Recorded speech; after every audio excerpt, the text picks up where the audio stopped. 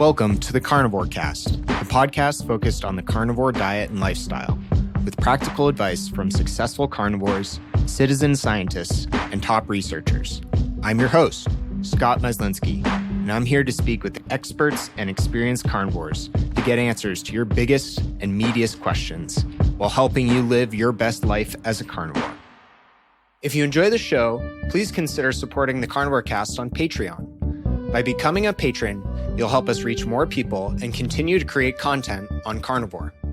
There are also exclusive perks available, such as private Q&As, consultations with me, and more. Become a supporter at patreon.com/carnivorecast. Check the episode description for the link. Thank you, and I'll see you there.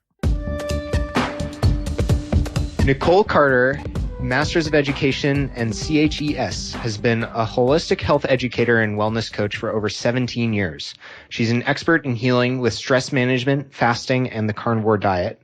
Nicole was a vegan for several years before fixing her health and improving her body composition and mental state with a carnivore diet. Nicole shares informative and entertaining posts on her Instagram at Healthy with Nicole. Welcome to the show, Nicole. Really glad to have you here. Thanks, Scott. Happy to be here. Great. So maybe you could just tell us a little bit about, one, your background in health education, and then maybe on top of that, we can layer in your story of how you got sick. Yeah.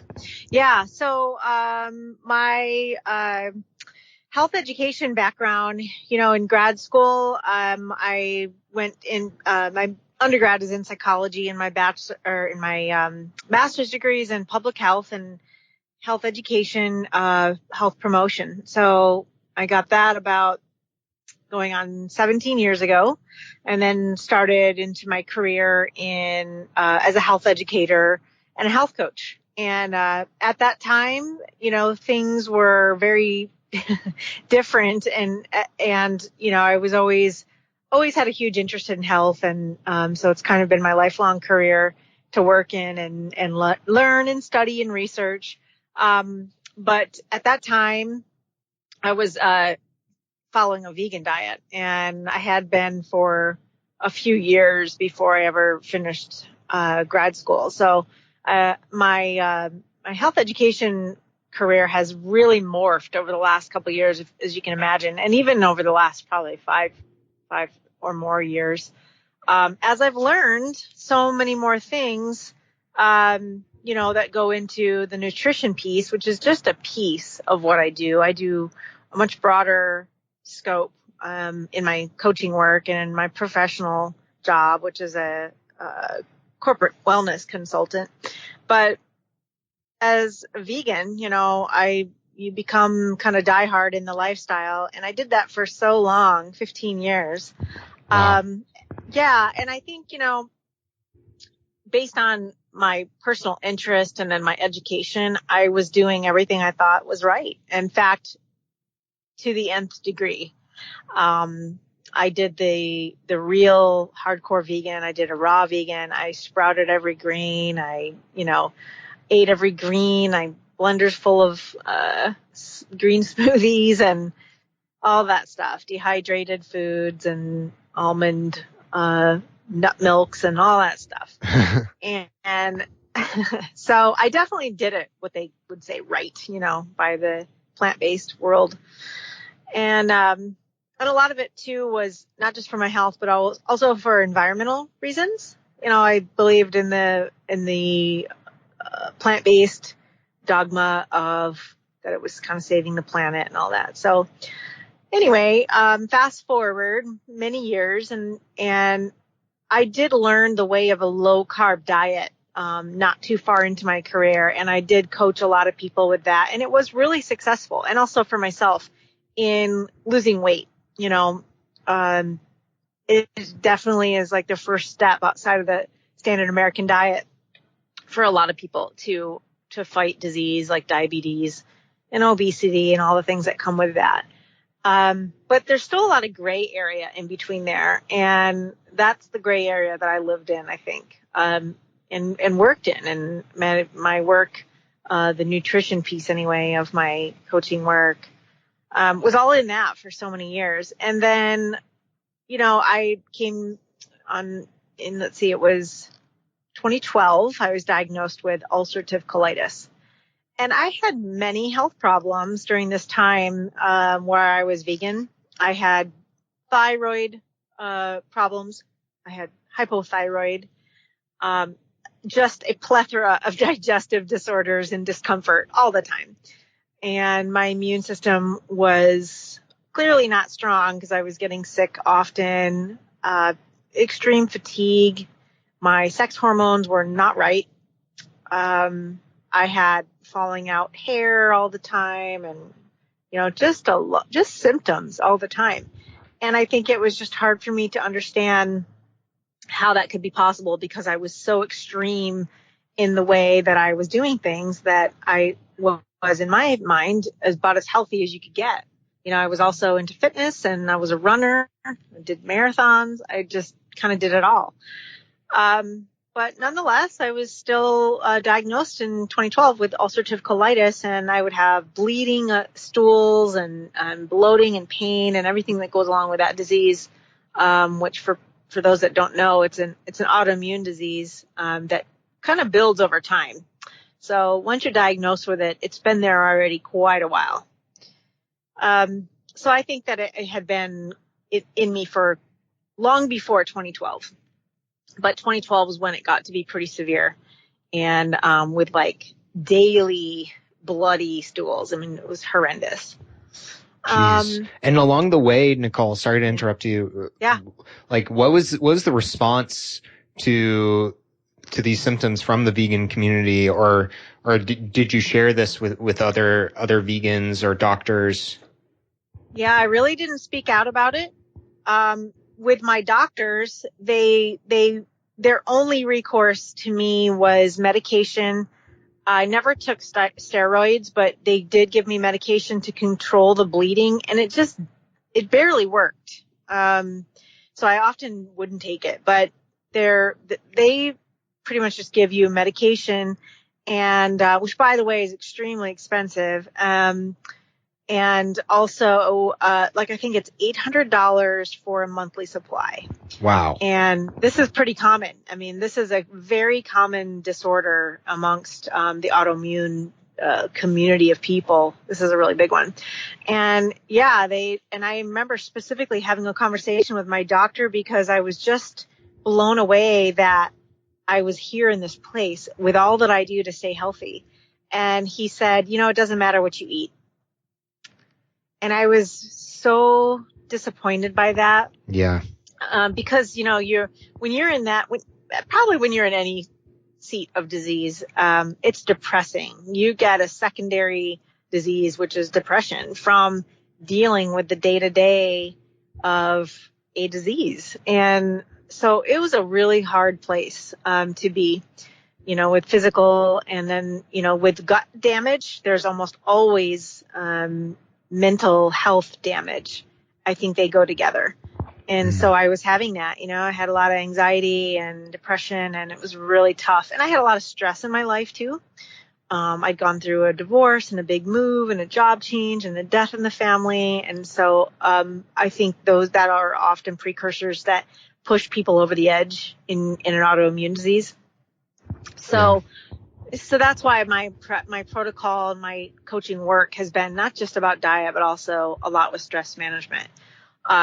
But I went for 7 years with that disease, and I did follow low carb, and I was, faring better than my counterparts for the same disease. And then I went keto, and keto helped. It did help and improved, but it wasn't 100% gone. I was still symptomatic. I never took medications anymore at that point because I could manage it. And when I would have a flare, I would fast and it would clear up immediately. So that became how I learned how to fast and use it as a healing tool. And so I did pretty good on that. I think I was in the keto land for about a year. And then I found Carnivore. Sean, who's now a friend of mine and lives near me, was my inspiration, and I still really value and appreciate him today.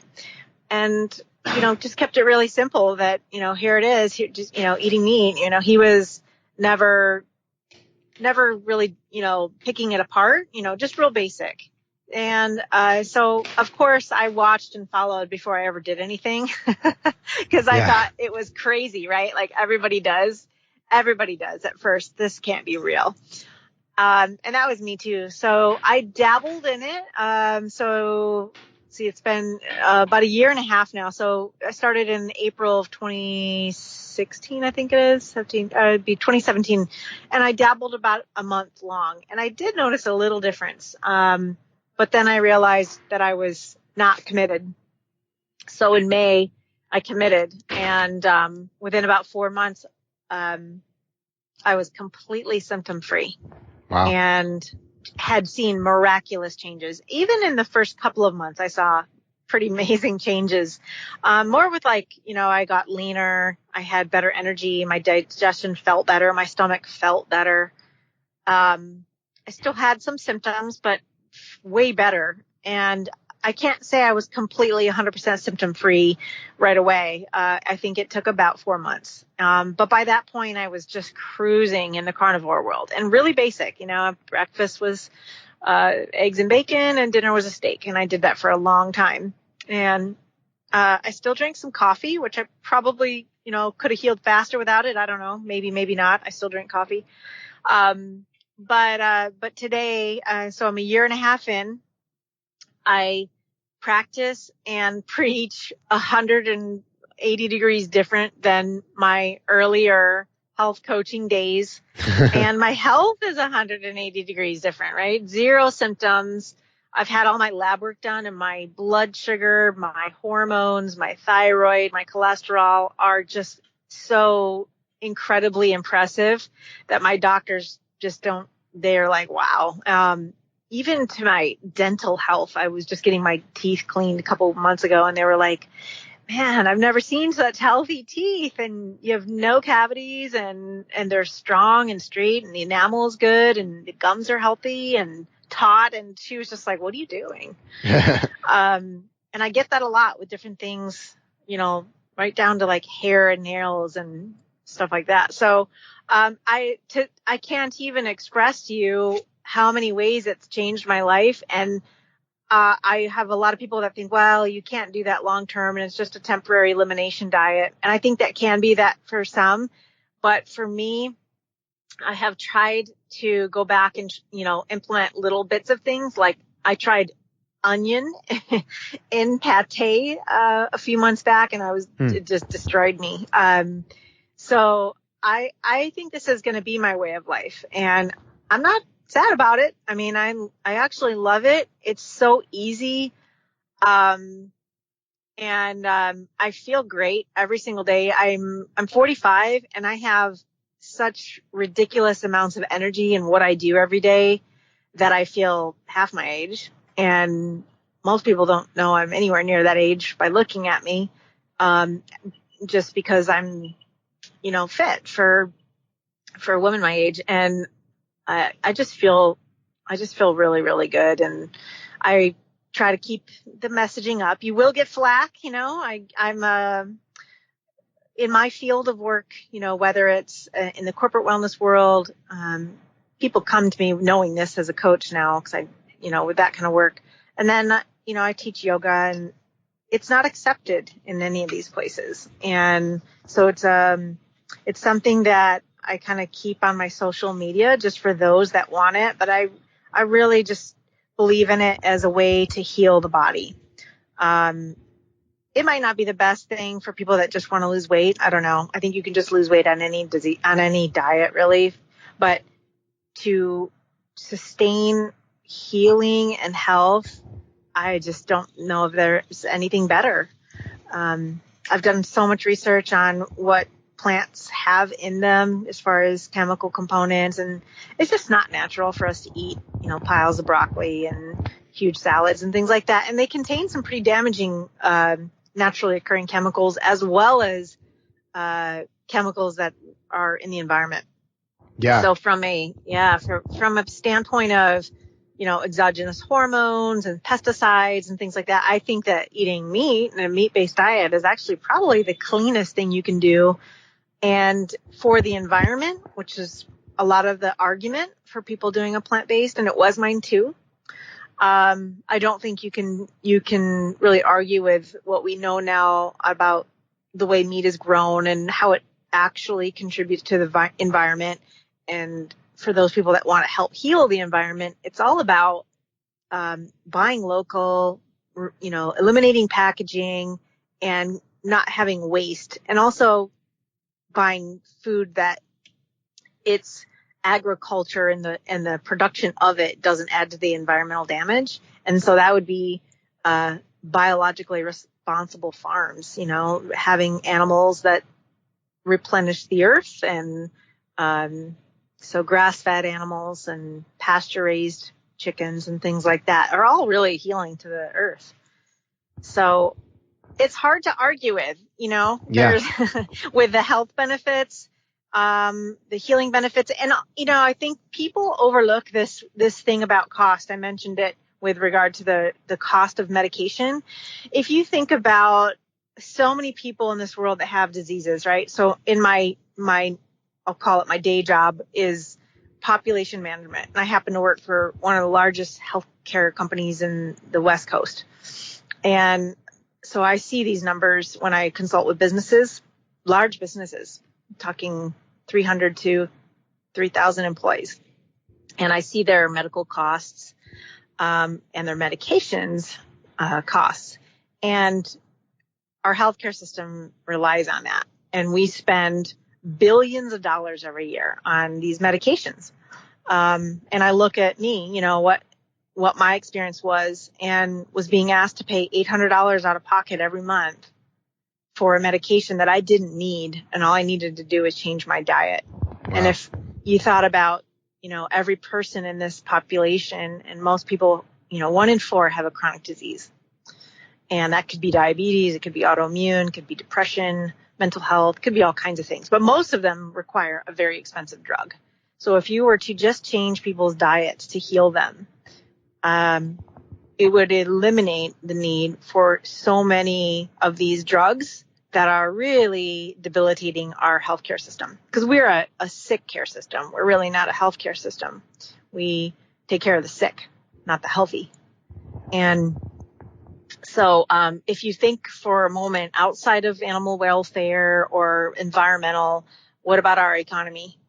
And nobody ever talks about this, but I see it every day in my work as the costs that we are bearing, the costs that each and every one of us, whether we take the drug or not, our economy takes it, so we take it. So we have to bear the cost for the entire sick population among us. And it's super expensive, and it's breaking us as a nation.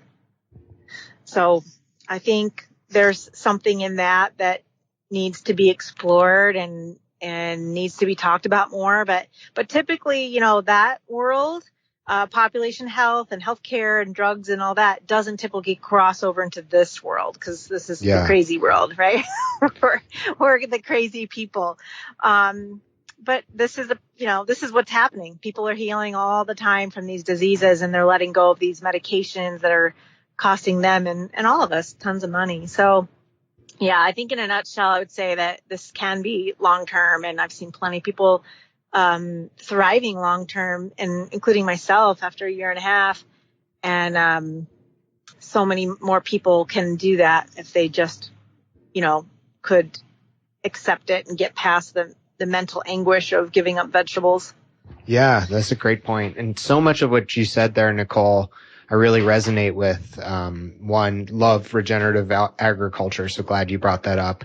And then really, really amazing how much your health turned around. And you said you noticed remission of your symptoms, and that was coming from a ketogenic diet to carnivore, right? Mm-hmm. Yeah, I think that had a lot to do with when I was ketogenic, I did not eat much beef. I actually ate mostly fish and chicken, which I think is fine, but beef and ruminant animals have tons of nutrients, right? But I think the problem was that I was still eating a lot of vegetables, tons of them. And by the way, I grew them all. I had a garden in my back, and I grew chard and spinach and greens, and I ate pretty much only what I grew. And I got local avocados. I live in, Southern California, so they're everywhere. And that was pretty much my diet. And I had a ton of almond milk, almond cheese, almond everything. And I would bake every kind of, muffin and bread and everything like that out of almond flour. And I think that was very, very bad for me. And I often speak about it on my social media because I think it's touted as this healthy thing, right? Nuts and cheese, nuts made of, into, dessert-like things and milks and cheeses is horrendous for our body and for the environment, especially. But it's sold everywhere as this great health food. And every time I get the opportunity to talk about it, it's one thing I want to tell people is don't buy into it because it's BS. It's not healthy for you. It's not healthy for the environment. And that's what I was doing a lot of. They're loaded with oxalates and lectins, and, by the way, not just because I'm Californian, but there are, so much water needs to grow almonds that they're horrible for the environment. Yeah, they take crazy. A tremendous amount of water, which is our most precious resource. And here in California, we're always sensitive to that, but everybody should be. And then, cashews are the next one up that everybody loves, the cashew yogurts. And don't get me wrong, they're delicious, cashew milk, but they come from Vietnam predominantly, where people there are essentially slaves to produce this stuff. And they treat them horrendously. They suffer terrible skin burns and dermatitis so that people can have their cashew milk. And, which by the way isn't healthy for us either. And is also full of lectins and oxalates and all the things that nuts and seeds have that are terrible for us. So, that's a soapbox that I could go on and on about, all the things that we think are healthy. And I used to think we're healthy too. And poor people out there, poor meaning I feel bad for all those people because I was one of them that go to Whole Foods or, these expensive markets, or even you can get it at Costco now. But go to these places and pay these exorbitant prices for things that they believe to be healthy because they don't know better. And because it's marketed under the plant-based dogma, and anything plant-based is good, right? So now plant-based is a slogan. It's on every bottle I looked at shampoo today and it was on the bottle. Like, who cares if your shampoo is plant-based? It's a marketing ploy, and that's what people are buying, and they're getting fooled. We're all getting duped by that. Yeah, seriously. And it's just crazy what the marketing extents that some of these companies will go to. But I'm really impressed, Nicole, that you've been so open to changing your mind, and after all the education you've had and the probably hundreds or thousands of clients you've worked with personally and through your corporate role, that you've been able to change your pre-existing beliefs. How did it feel like experiencing that yourself? How did you feel about your education and some of your background and how has it changed the way you help people? Yeah, good question. I remember very specifically coming to a point and sitting there going, holy shit, I just spent my whole career doing the wrong thing and teaching people the wrong thing. And it really hit me. And I even made it very clear on social media and said, I'm eating crow. I've been teaching and telling people the wrong thing, and I've experienced it myself. And, I very clearly and without shame just said everything I thought to be was true was not true. And I need to now change everything that I am doing and recommending and teaching. And it was tough for me to swallow. And I think that's why people get so threatened when you bring it up with people that are hardcore plant-based, or vegan or anything else. People get very threatened and very defensive because you're especially the more passionate they are about it. I happen to be very open-minded, and I had to be, because what I was doing wasn't working. So I had to be open-minded. And I think until someone gets into that position where they're suffering and they're doing everything, that they have to come to the realization that something isn't working. And I did everything right, and I did the whole plant-based thing right, as right as you can do it. And I spent thousands on supplements even to make sure, and I still couldn't fix it. And so I had to face the facts that what I was doing wasn't working and something else needed to be tried. And so it did change the face of my career. And so luckily my career is focused on how to improve people's health. So my population health work, my corporate wellness work is focused on making people healthier and happier. And fortunately, I can use mental health and emotional well-being as pretty much my springboard there, because I do believe that that predicts much of our health. And the CDC will even say 90% of all diseases come from stress. So I do believe that that is a significant component. And so I don't have to try to convince people in my corporate work about nutrition. Thank God, because it would be I'd have to quit, But in my coaching work, it has tremendously shifted how I do things. And so I coach people on the day-to-day, right? On stress, on mindset, on maintaining, a body of health through all of these things, not just nutrition. But now the piece of nutrition is hugely changed. I can no longer recommend to anybody to do a plant-based diet. I just can't. I can't in good faith let anybody do that. And if, in fact, I turn people away. My coaching is very unique. I actually interview people for long-term coaching because I need them to be of a certain mindset. And so my coaching practice is smaller, and I don't just work with, somebody who wants to lose weight, because there's plenty of people that will do that. I need people that can commit to radical change, and one of them being their diet. And they don't have to be carnivore, but they do have to be willing to eat meat and be willing to, think of food differently. And most people get really defensive about it when they're real passionate. So it has definitely changed the landscape of my work. But luckily, I don't just do that. My work has always been a little more broad than just nutrition. As a health coach, we have to look at the whole person. Yeah. And, but I will say that in regards to mental health and emotional health,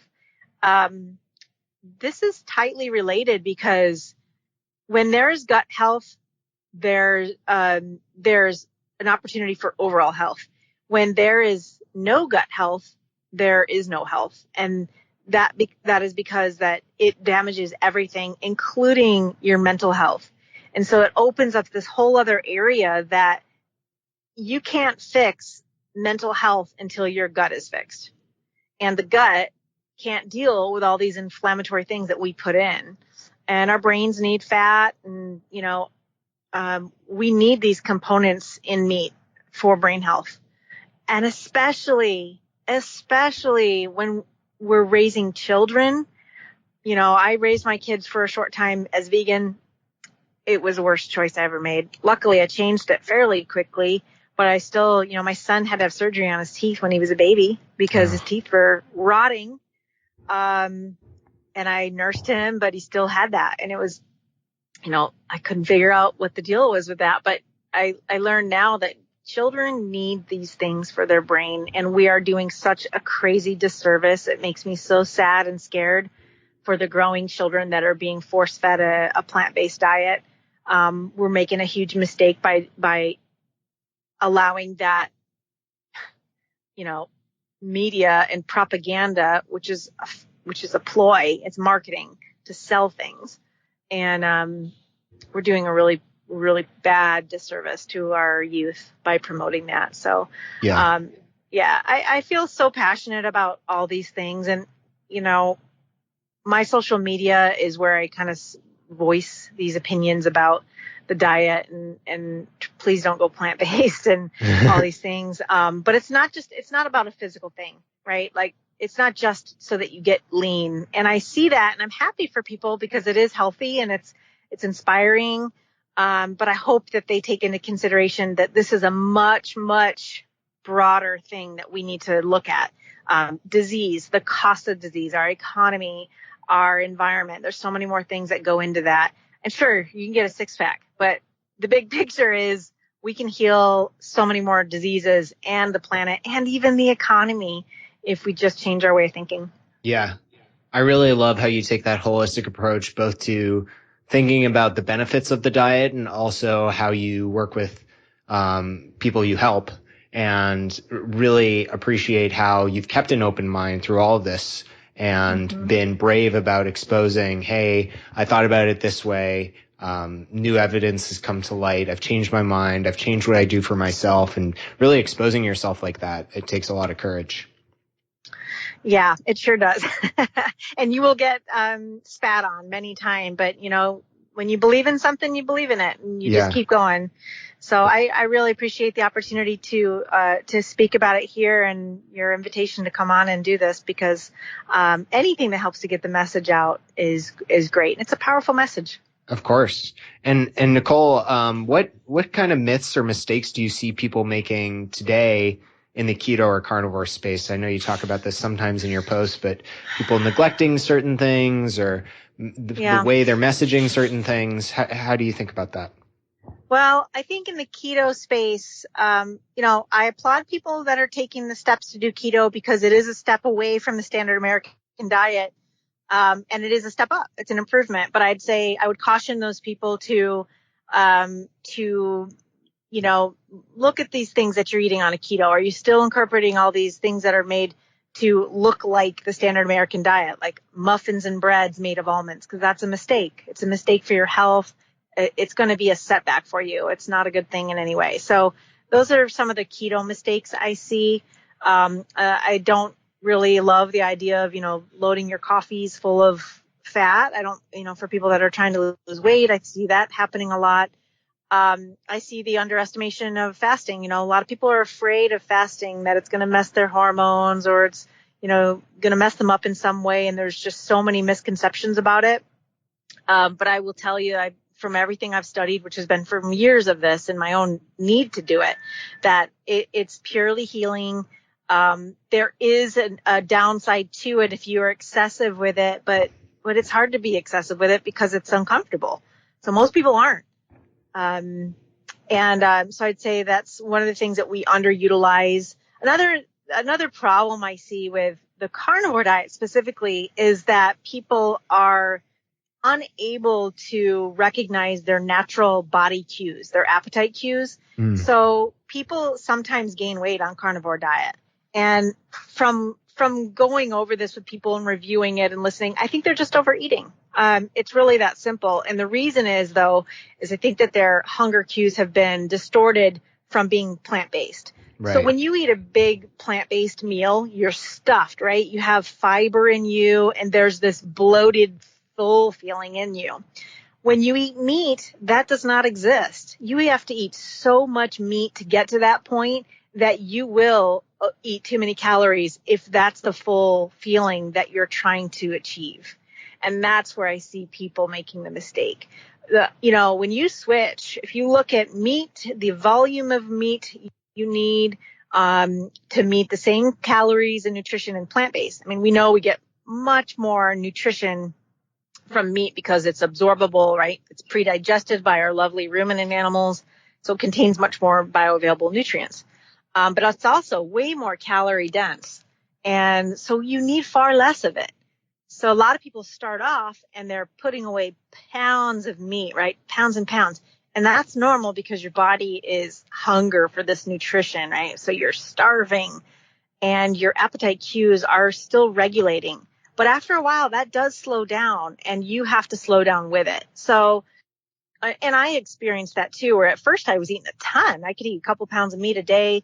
And then all of a sudden, about a year in, and I was fully healed, no more issues to my knowledge, that I started to gain a little bit. I never gained more than about 4 or 5 pounds, but I noticed. And then I was like, okay, well, I probably don't need this much anymore. And I cut back and I still felt great, still had plenty of, all of my healing had not gone in reverse. I just didn't need as much anymore.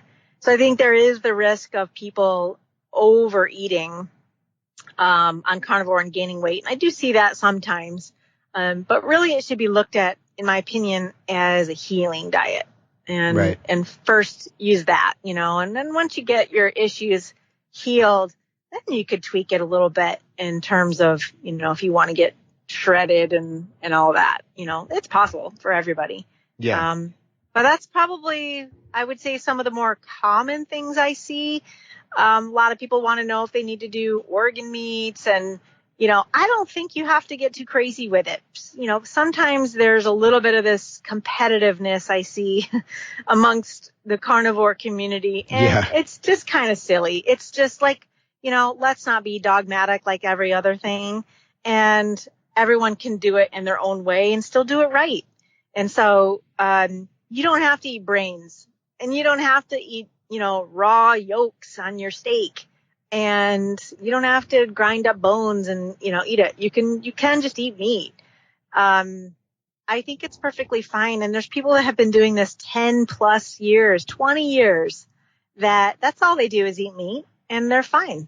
Can you optimize it? Probably. Yeah. I think you can improve your omega-3 ratios. I think you can definitely get, help the environment more by eating grass-fed animals. I think organ meats do have a lot of nutrients that aren't in muscle meats, and, namely like the vitamin C and some of the minerals and iron and things like that. So yeah, I think it's great, but I also don't want people to be discouraged, and it makes it even more far-fetched when you see people showing, all these things that Americans just don't eat. It's not common to see people eating brains and tongue and all this stuff.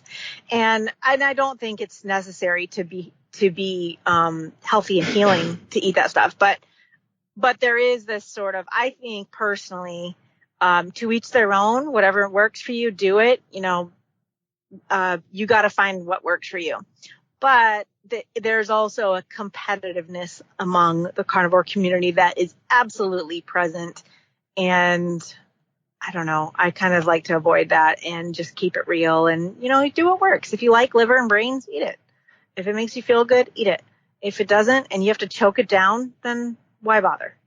Yeah. So I think it's definitely, we have to tailor it, customize it to meet your needs and desires so that, the thing that won't work is what's unsustainable. If you can't sustain that way of eating forever, then it's probably not going to work forever. You're probably not going to keep those long-term results because, we can all white knuckle it for a few weeks. But if you can say the way that you eat today, yeah, you could eat that way forever, with a little twists and turns here and there. But for the most part, that's the way you eat for the rest of your life. That's the place you want to be. And that goes for all habits. If you can sustain that, then it's probably a good choice for you to get you to where you want to go. Yeah, very well said. And Nicole, what does a day of eating look like for you now? And can you talk a little bit about how you incorporate some of these things like organs and fasting and supplements, and any non-carnivore foods or I guess what people would consider strict carnivore foods on a daily basis? What kind of an average day looks like for you? Okay. I usually start off my morning with some soda water. I drink a lot of Gerolsteiner mineral water just because it's got a lot of bicarbonate and minerals, and so I like that. And then I usually do have iced coffee, and I just usually use a splash of cream, and I don't make a big deal about it. I don't worry about the fasting piece on the day-to-day.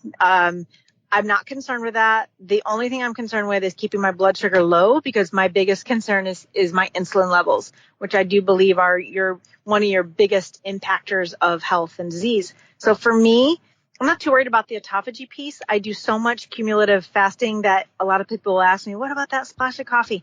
And again, let's not be neurotic and dogmatic. Make it work for you. And I just happen to like that. So I usually have some iced coffee, splash of cream, less than a tablespoon. And then I keep my morning fasted usually until around 12 or 1. I typically fast 20 hours. That's kind of where I like to be. but some days it goes different. And, the weekends, especially Sunday, is when I'm more social or have things with family. And so I'll be flexible. But most days I fast about 20 hours, 18 to 20, sometimes 24. But I will fast every day. And then my first meal is usually just, some ground beef, or I might have a steak. Ground beef is more affordable if you want to eat grass-fed as much as you can. And I buy from a farm, and their steaks are very expensive. So ground beef is kind of my way to do that. I'll probably have that and a couple pasture-raised eggs. Or, it's possible I'll have maybe some sardines or chicken sausage or something like that. Occasionally bacon, maybe like once a week. And then oftentimes I'll have another bit to eat, which might be another steak a few hours later. So I'll have about a 4-hour eating window, and I'll eat usually 2 meals within that. Not massive. I'm eating around a pound of beef now a day. And I try to make sure I'm eating beef every day, but I will also add in some pasture eggs. It's the only egg I will eat is a pasture-raised egg. I will have sometimes chicken sausage, which I just happen to like. I get it from Trader Joe's. Sardines sometimes. And that's pretty much what I'm going to eat in that 4-hour window. And then I fast. And then I fast on pretty much water from 3 or 4 p.m. till noon the next day. So that's just, water, soda water, sometimes electrolyte water. And then I really like that. And then I will occasionally, usually it's around my cycle. For the ladies listening, yes, I do still get sugar cravings around my cycle, like a week before. And so I have it. I have something. And it's usually going to be ice cream. And I really like Rebel brand ice cream. It's my favorite. I get the least amount of reaction out of it. And it's super satisfying because it's really high fat. And normally I don't do a bunch of fat. I don't do fat bombs. I don't eat cheese. I keep my fat pretty low because I like to be lean. I don't think everybody has to do that. I just like to be lean. I don't think you have to be lean, or it's, it's just me. I just prefer that feeling in my body. And so I don't do a lot of fat, but for that time of the month, yes, I will have ice cream, and I'll eat a whole pint. It'll be like one of my meals. And so I'll put away, 500 calories and I don't know how much fat, probably 40 grams of fat, I think, in a pint. But it's amazing, and I feel totally satisfied, and it's not often that I do that. But that's my big cheat. And that's about it. So I always talk about in my posts on Instagram, my boring food. It's boring. And I like it that way. So I don't get really, exciting with my food. I don't make too many crazy recipes. Now and then I'll make some ribs. I love carne asada. I'll do stuff like that. But for the most part, it's pretty boring, pretty monotonous. If I want to go out, I do often have business lunches. Then I'll just eat whatever the protein is and leave it at that, because it's tough to eat, everything is going to be loaded with sides and carbs and all that, which I won't eat. When I go to, social events or business events, which I have often, but I still go. I still want to go and have fun and enjoy. I just, do it in a way so that I feel good. What else? I don't drink, so I don't really have an issue with alcohol. I feel like crap when I drink, so I just don't. But every once in a blue moon going out, I'll have, like something like vodka soda, flavored vodka. That would be a big deal for me. And because I never drink, I can usually drink 1 or 2 and I'm done. So that's pretty much as crazy as I get. It's kind of not exciting on the food front, but I feel like that's the way it should be.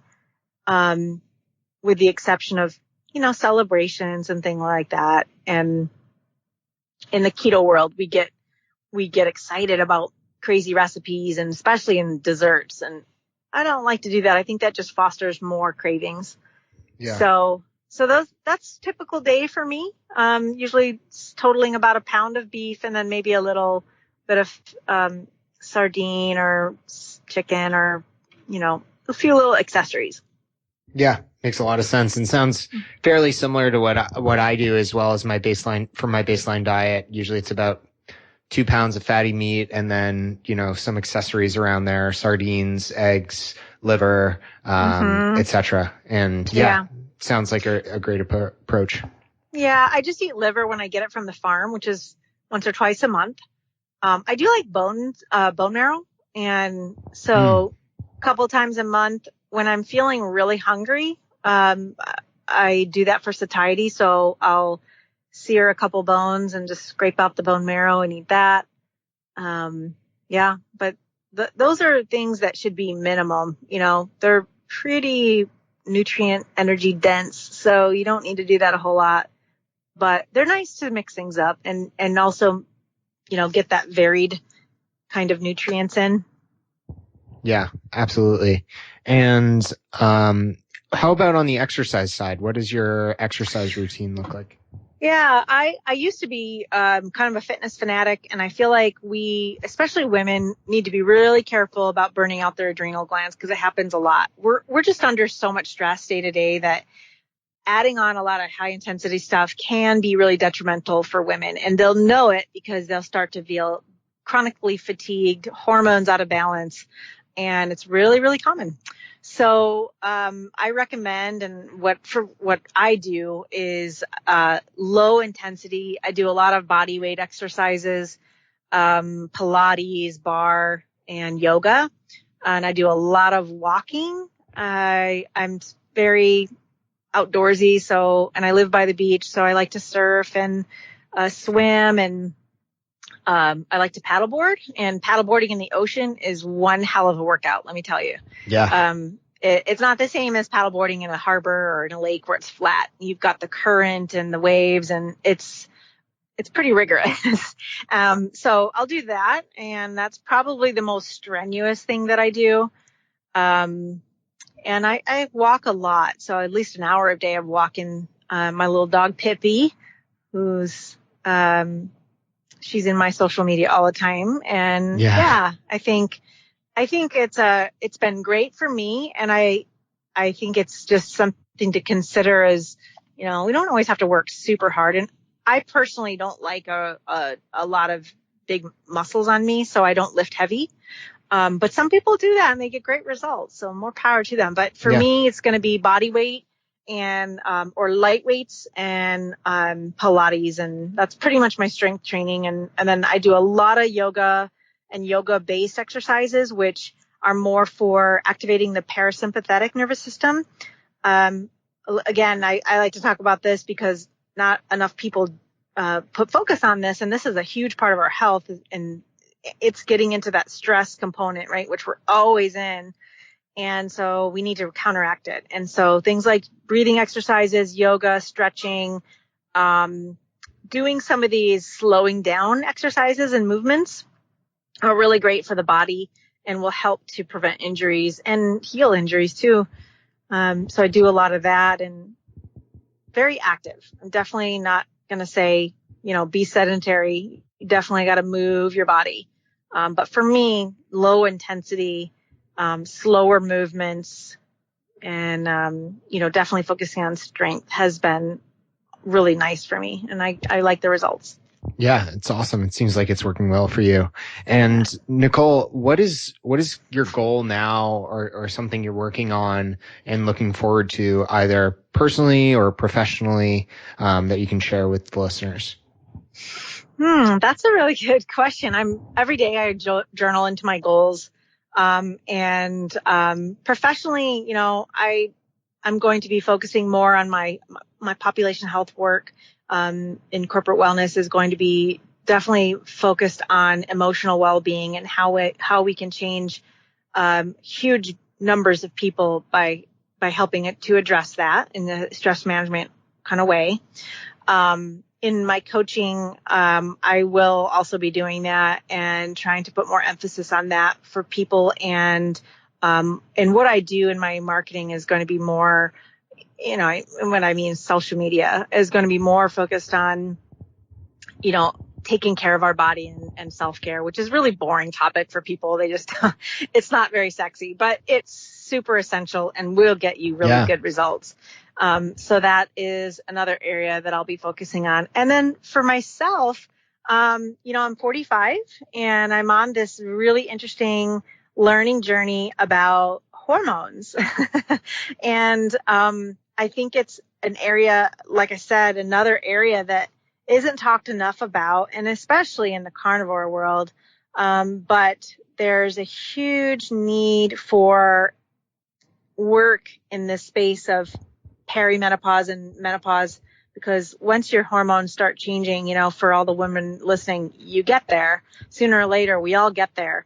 And there is some special things that need to be considered.